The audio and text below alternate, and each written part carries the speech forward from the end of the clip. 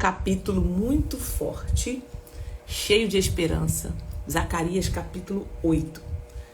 Se até aqui vimos Deus confrontando, corrigindo, alinhando o povo, agora a gente começa a ver algo muito poderoso. Deus restaurando, prometendo, reafirmando aquilo que ele ainda vai fazer.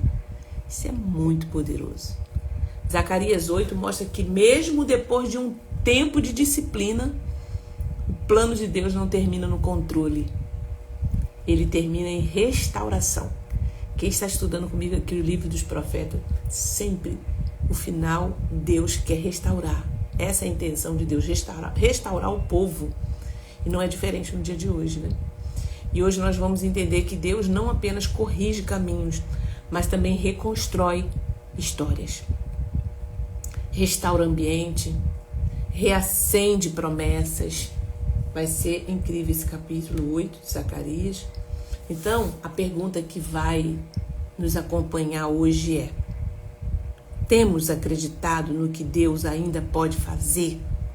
Você tem acreditado no que Deus ainda pode fazer, mesmo depois de tudo que já aconteceu? Então, vamos embora? Vamos estudar? Seja muito bem-vinda, bem-vinda. Nossas irmãs, Roseni está aqui, Deus abençoe. Cada uma que está entrando, Silva, Ivone, Deus abençoe a vida de vocês. Que bom ter vocês aqui comigo, no ao vivo. Gente, muito bom. Deus tem feito essa semana, né, maravilhosa. Estamos numa semana de oração, intercessão na nossa sala. E eu quero te convidar, porque hoje eu tenho uma palavra também para liberar às 18 horas. Na sala do Google Meet, tá? Se você quer participar, é só entrar na nossa sala de oração pelo WhatsApp, que eu coloco o link lá. Lá você entra, tá bom? Hoje às 18 horas. Prepara o seu testemunho, prepara a sua palavra. Se você quer trazer alguma experiência pra gente poder conversar na área de oração, de batalha espiritual, aqui a gente é uma sala de treinamento, de comunhão, de oração, sobretudo de palavra, para te orientar, tá bom? Deus abençoe nossas irmãs. Helena, como é que vocês estão? Tá tudo bem? Vamos caminhando e o Senhor é bom. O livro de Zacarias, eu já vou começar orando para a gente começar nele. Pai, nós queremos te agradecer por mais essa experiência de estarmos pela manhã juntas, Pai. Obrigada, Senhor, porque a tua graça nos alcançou, a misericórdia. Deus, fique conosco nesse momento de palavra, de devocional. Espírito Santo, nos ajuda a entender a tua palavra. Fala conosco sobre tudo, em nome de Jesus. Quando a gente abre o capítulo 8, né, a gente vê aqui Sião restaurada.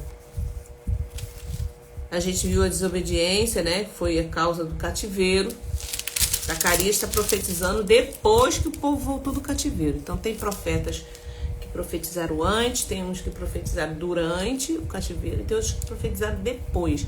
Aqui foi quando eles não estavam reconstruindo o templo do Senhor, né? Cada um estava cuidando da sua vida. Quando Deus chama a atenção deles, que eles estão fazendo, vão produzir, vão plantar e não vão colher, porque abandonaram a casa do Senhor. Então, as coisas têm que andar junto, ok? A gente aprende que a nossa vida particular, ela precisa andar com a espiritual. Deus não está falando para não fazer, para não cuidar. Ele está falando assim, cuide também das coisas espirituais, das coisas de Deus. Senão uma coisa não vai depender da outra, não vai fluir. Entendeu? E Deus falava para eles assim, ó, trabalhe, se movimenta, faça, vá lá buscar a madeira, faz o templo, eu vou estar com vocês. Então, se Deus está conosco, gente, ele vai abrir porta, ele vai promover, ele vai fazer. Se tu tá debaixo de uma palavra, de um comando, vai. É no processo que Deus abre porta, é no processo que você se dispôs a fazer, é que o milagre vai acontecer. Não é antes. Tá? Não é antes. O povo só abriu, o mar só abriu quando Deus falou assim para Moisés: Moisés, vamos lá, toca na água. Toca esse cajado aí. Quando o povo pisou, começou a pisar, o mar foi se abrindo e a gente vê ali o milagre acontecendo. Então, existe um movimento nosso para as coisas acontecerem. O milagre é real, Deus pode fazer, mas é só quando a gente tiver fé. Porque é a fé que vai te sustentar no processo. Vai dar coisa, de repente o negócio vai desandar e você tem fé. Não, eu comecei e Deus falou comigo. Deus está comigo desde o processo, no início do processo, entendeu? Então, quando Deus decide restaurar e cumprir suas promessas, o capítulo começa com uma declaração muito forte do coração de Deus. Olha o que ele diz aqui, Zacarias 8. A palavra do Senhor dos Exércitos veio a mim dizendo, assim diz o Senhor dos Exércitos, tenho grande amor por Sião, e é um amor tão grande que me leva à indignação contra os seus inimigos.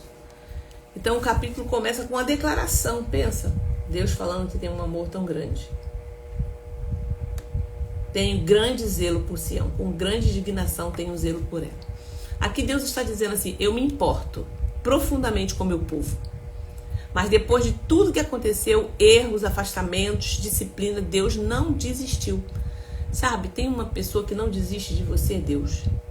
Talvez você até já desistiu de você, mas Deus não desiste. Se você se posiciona, se você fala assim, eis-me aqui, me ajuda, abre as portas, pronto. Acontece. Acontece, Deus envia situações para você vivenciar. Isso já quebra uma mentira, né? Muito comum que a gente escuta.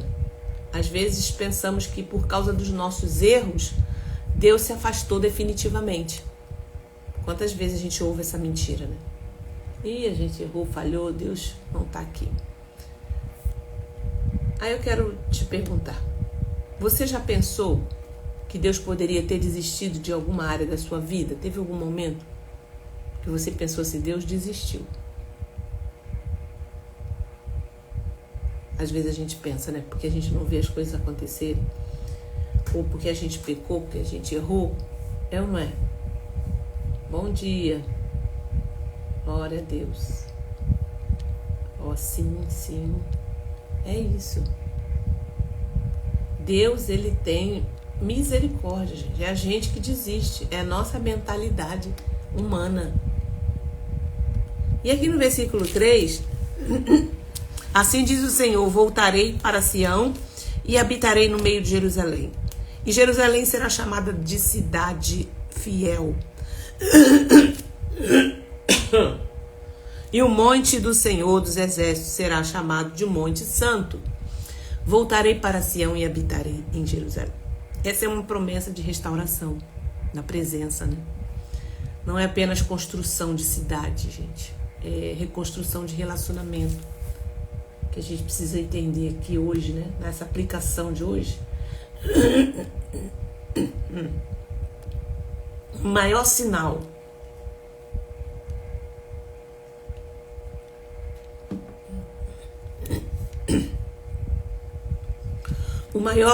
de restauração não é externo. É a presença de Deus voltando a ocupar o espaço. Então, vou repetir. O maior sinal de restauração não é externo que está acontecendo. É a presença de Deus voltar a ocupar o espaço. Às vezes a vida da pessoa está organizada externamente. Trabalho, rotina, família. Mas falta algo essencial. A presença de Deus sendo percebida no dia a dia. Então as coisas têm que andar junto, alinhada. A presença de Deus é algo profundo. Quando a gente passa a andar com Deus com mais perto, né? Nós somos um ministério de oração. E a gente procura estar buscando o Senhor, mas tem que ser algo muito profundo, né? Tem que ser algo assim que não vire um mecanismo, né? Não vire uma rotina, mas seja algo que de verdade, né? Para isso a gente precisa Tem um louvor aqui, deixa eu ver se eu consigo achar ele. Entre no quarto, feche a porta. Chegou a hora de falar com Deus. Entre no quarto, Feche a porta. Chegou a hora de falar com Deus. Dobre o joelho e sinta a presença. toma todo esse lugar. Esse momento é lindo e maravilhoso. Sinta a glória de Deus. Sinta a glória do Pai. Sinta a glória do Pai. Não se detenha se as lágrimas rolarem, se a batida do teu coração acelerar. É Ele. Então, é isso que vai acontecer. Um lugar que ninguém conhece, mas Ele viu. Só Ele sabe curar. Ele viu e sabe O remédio pra curar toda ferida. Jesus. Tua presença é Tua presença é o que eu mais quero. Amém? Tua presença é o meu remédio, Jesus.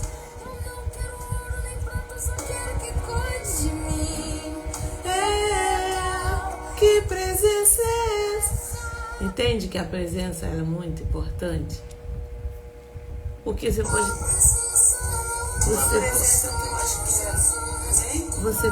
ter ouro, prata. Você pode ter ouro e prata, mas se essa presença não estiver ali. Então, gente, às vezes a rotina, né? Às vezes a vida das pessoas está organizada externamente, mas falta algo essencial, a presença de Deus, sendo percebida no dia a dia. Aí eu quero fazer uma pergunta para a gente responder. A presença de Deus tem sido real e perceptível na sua rotina ou apenas uma ideia distante? Como é que tem sido? Eu tenho buscado isso. Eu falo, meu Deus, a gente conversa com Ele, com o Espírito Santo, chama Ele para entrar em todos os lugares que a gente entra. E eu falo, meu amigo Espírito Santo, fica aqui comigo, me orienta, me instrui. É muito bom. Zacarias 8, agora no versículo 4, diz assim: assim diz o Senhor dos Exércitos, os velhos e as velhas voltarão a sentar-se nas praças de Jerusalém, levando cada um na mão a sua bengala, por causa da sua muita idade. As praças da cidade se encherão de meninos e meninas que nelas brincarão. Assim diz o Senhor dos Exércitos. Isso pode parecer impossível aos olhos do remanescente deste povo naqueles dias, mas não será impossível para mim, diz o Senhor dos Exércitos. Gente, aqui Deus descreve uma cidade restaurada, porque pensa numa cidade ruína. As pessoas que sentam na praça, as crianças, aquela movimentação, acabou tudo. E Deus está descrevendo o futuro. Os velhos e as velhas sentarão na praça, ficarão ali. As crianças vão estar correndo. Isso para eles era... Imagine você não ter uma pátria, não ter uma cidade sua, da sua terra. E de repente Deus está falando, eu vou restaurar tudo isso. Isso é profundo. Então aqui Deus descreve uma cidade restaurada, segurança, paz, vida na cidade, comunidade. Deus não restaura apenas pessoas, Ele restaura ambientes, ciclos, histórias. Amém? Nós precisamos entender que nosso Deus, Ele faz uma obra completa. Famílias restauradas, emoções curadas, ciclos interrompidos sendo recomeçados. Então não acha que está perdido. O povo estava estava tudo em ruínas. E de repente Deus profetiza dizendo, sim, eu vou restaurar todas as coisas. Eu só quero que vocês creiam em mim, obedeçam a minha palavra, ande no meu amor, responde, né, ao Senhor e você verá a glória de Deus. Era sobre isso que eu estava falando aqui. A pergunta é: existe alguma área da nossa vida que parece sem vida, mas que Deus pode restaurar? Tem, com certeza. Tem sempre área da nossa vida. Às vezes a nossa área nesse momento é a financeira. Às vezes para algumas pessoas é o relacionamento, né? Às vezes para algumas pessoas são a família, os filhos. Mas eu quero declarar com essa palavra aqui de Zacarias, como Deus falou para eles: eu vou restaurar todas as coisas. Amém? Deus faz o impossível. Olha o versículo 6.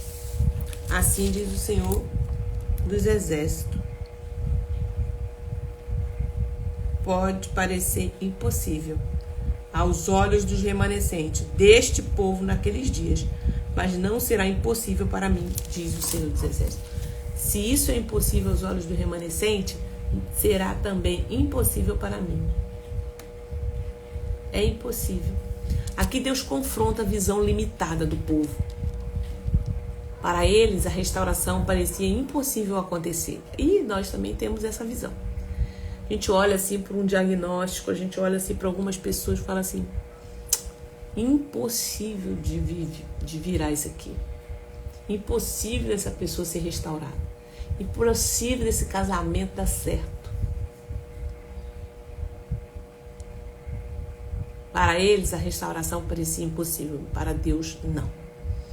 Para Deus, nada é impossível. Porque às vezes nós limitamos a Deus a nossa experiência.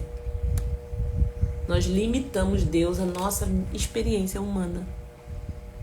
Porque o médico, porque o diagnóstico comprova que aquela pessoa tem um problema sério, que aquela situação não vai ser reversível, né? E a gente está debaixo dessa palavra. Mas eu quero dizer para você que há esperança no Senhor, porque Ele falou assim: nada é impossível para mim. Olha o que Ele diz aqui, ó. Se aos olhos do remanescente desse povo naquele dia parecer impossível, mas não será impossível para mim, diz o Senhor dos Exércitos. Eu tenho que me pegar dessa palavra. Eu não sei como que Deus vai fazer, qual vai ser o caminho que Deus vai usar, mas eu vou crer. Deus, se nada é impossível para ti, eu te entrego essa situação. Eu te entrego. Para o Senhor cuidar, para o Senhor curar, para o Senhor cuidar, para o Senhor restaurar. Deus não trabalha baseado no que vemos, Ele trabalha baseado no seu poder, tá? Você tem olhado a sua situação com olhos de experiência ou com olhos de fé? Algumas vezes a gente olha com o olho da nossa experiência do dia a dia, que a gente fala assim... Eu estou estudando, por exemplo, na faculdade, sobre processos de diagnósticos, né? Sobre diagnósticos. E eu estava ouvindo o professor e a professora falar sobre diversos diagnósticos, que tem um livro, né? Que, melhor, tem um catálogo de doenças que é registrada. Doenças, sobretudo, como eu estudo psicologia, doenças da área da saúde mental. Então tem um catálogo de doenças mentais. Muitas. Eu fiquei assim, meu Deus. E tem um monte de gente, né, recebendo diagnóstico. O diagnóstico tá assim, ó. Cresceu muito nos últimos tempos. E às vezes a gente olha assim, dependendo da saúde, de algumas doenças mentais, a gente olha e fala assim, meu Deus, não tem jeito disso não. Porque eu estou olhando baseado na minha experiência, né, com os olhos da experiência humana. Eu falo, Deus, não tem jeito desse negócio não. Mas se a gente crê na fé, a fé, ela é um elemento que é preciso ser levado em consideração nos estudos, né?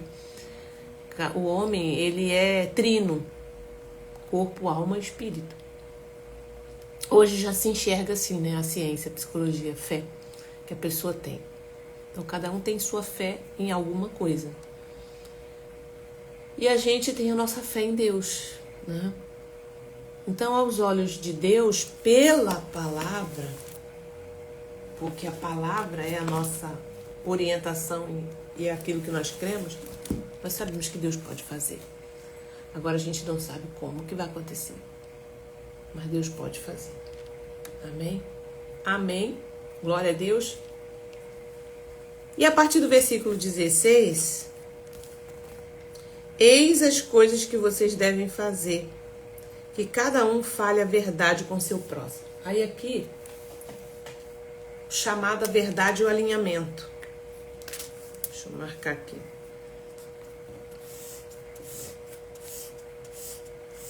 Eis as coisas que vocês devem fazer. Falai a verdade.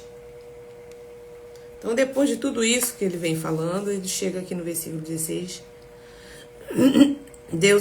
O Senhor dos Exércitos, assim como eu havia decidido castigar vocês quando seus pais me provocaram a ira, diz o Senhor dos Exércitos, e não mudei de ideia, também decidi agora fazer bem a Jerusalém e à casa de Judá nesses dias.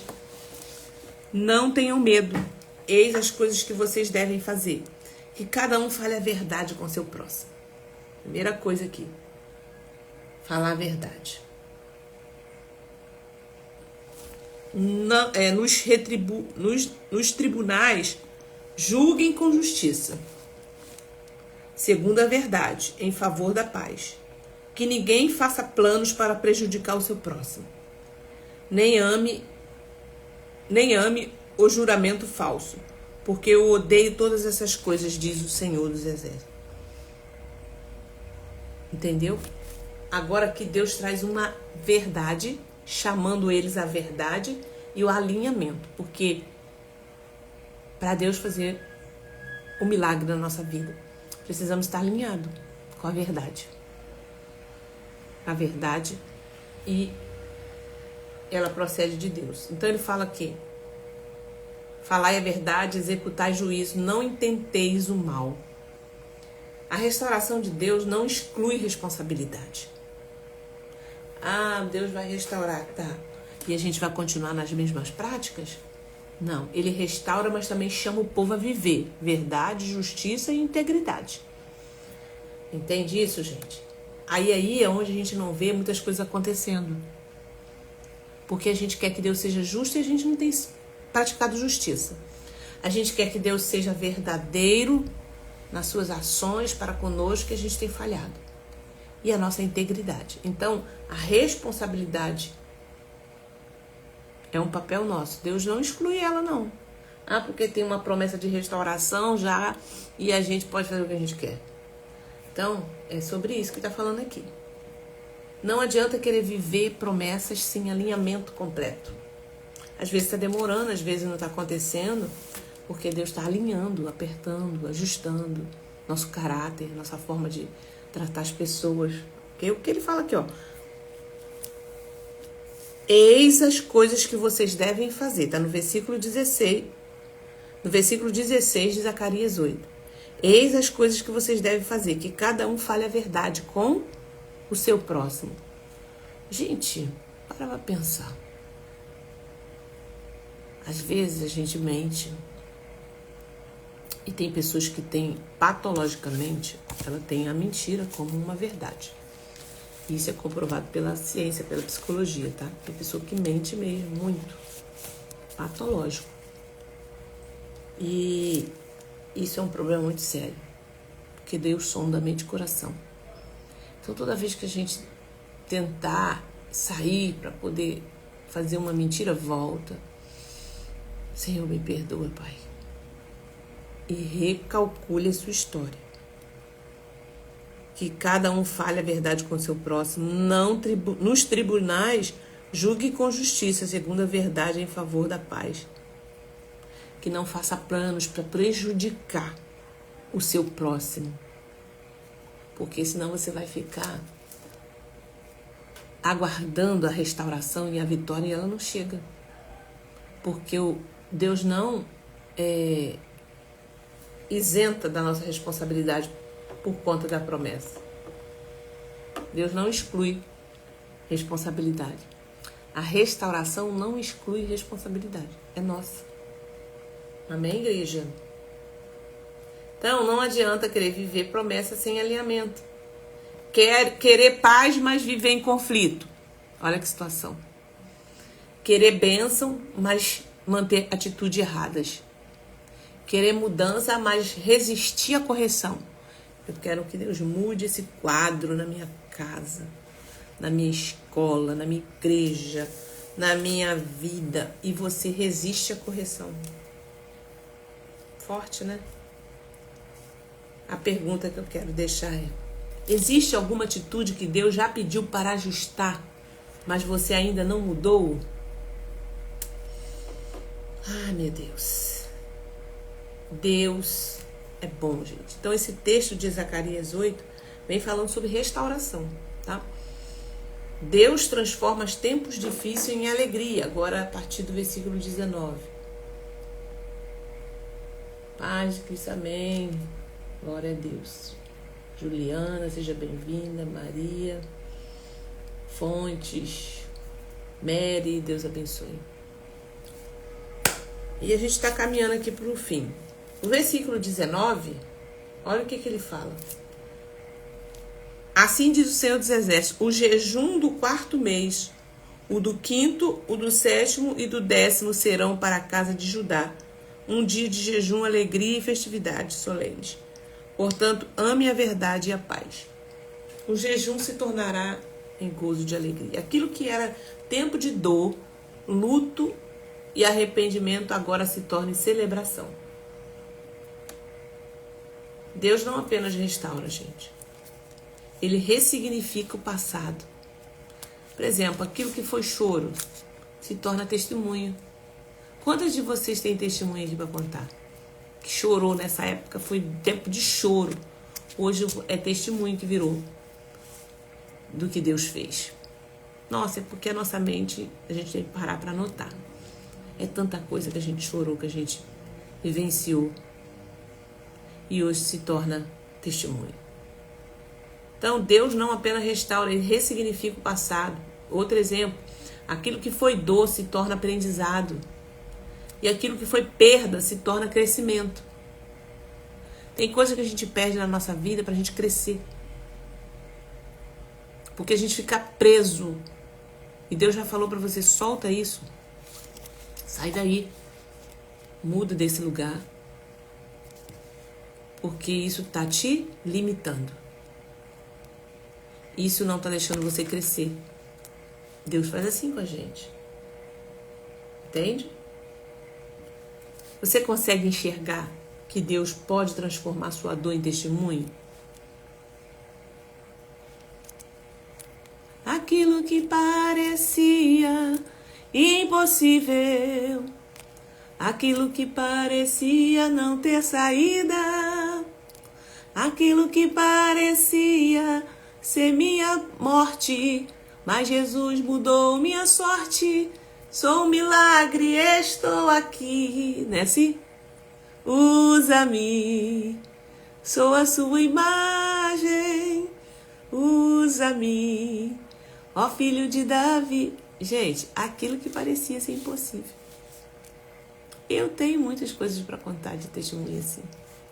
A minha vida está aqui com vocês. São muitas coisas, gente. Deus, nós precisamos lembrar desse negócio. Amém? Aquilo que foi choro vai se tornar testemunho na tua vida. Eu declaro em nome de Jesus. Aquilo que foi dor vai se tornar aprendizado.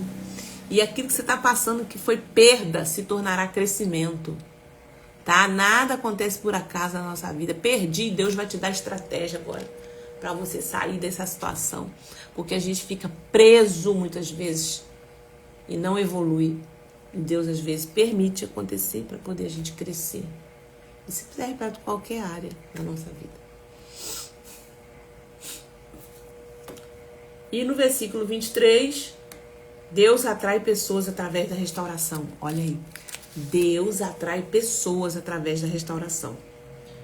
Assim diz o Senhor dos Exércitos: naqueles dias 10 homens de todas as línguas das nações pegarão na borda da roupa de um judeu e lhe dirão: queremos ir com vocês, porque ouvimos que Deus está com vocês. Eita glória! Vou repetir, hein? Pega essa visão aqui. Assim diz o Senhor dos Exércitos naqueles dias: 10 homens de todas as línguas das nações pegarão na borda da roupa de um judeu e lhe dirão: queremos ir com vocês, porque ouvimos que Deus está com vocês. Meu Deus. 10 homens pegarão na orla dos judeus, dizendo: iremos com vocês, porque temos ouvido que Deus é com vocês. Quando Deus está presente, isso se torna visível. As pessoas percebem. Uma vida restaurada se torna testemunho. Todo mundo quer ouvir você, o que Deus fez na tua vida, porque ela está passando pelo aquilo ali também. Não precisa forçar. A presença de Deus atrai. Atrai. Quando Deus está na tua vida, que foi uma transformação, vai atrair. Gente, eu lembrei aqui do Ministério Vida Plena. Nós começamos. E Deus vem, esse ministério ele é bem interdenominacional. Então ele vem vindo gente de todos os lugares do Brasil e do mundo, que passa por aqui, passa pelas nossas salas de orações, passa pela mentoria, vem nos nossos seminários. No último seminário agora tivemos gente de vários locais aqui do Rio de Janeiro, né? De Itaguaí, Mangaratiba, das regiões, né? Da Zona Sul, Norte. Eu fico pensando, é Deus que atrai. Por quê? Uma vida restaurada se torna testemunho. Quando ele fala aqui, ó, enviarei 10 homens de todas as línguas e nações. Tem gente aqui que é de Portugal, que frequenta. Tem gente que já passou por aqui dos Estados Unidos. Tem gente que já passou por aqui de Dubai.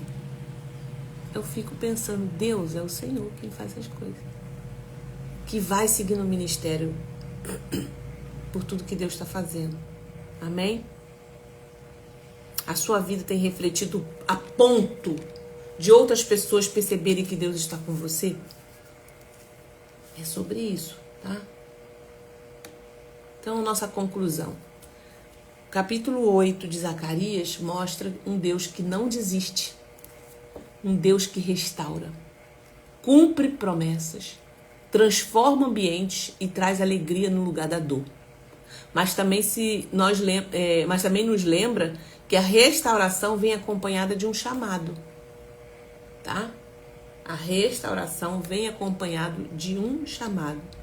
Viver em verdade, viver alinhado e relacionamento com Ele, tá? Vou repetir. Mas também nos lembra que a restauração vem acompanhado de um chamado. Viver na verdade. Viver em verdade, alinhado em relacionamento com Ele. Deus não terminou a obra. Ele ainda está restaurando, reconstruindo, cumprindo aquilo que prometeu, tá? Você ainda está viva. Você ainda está na terra. Deus está trabalhando. A obra não acaba. A obra só vai acabar quando Deus voltar.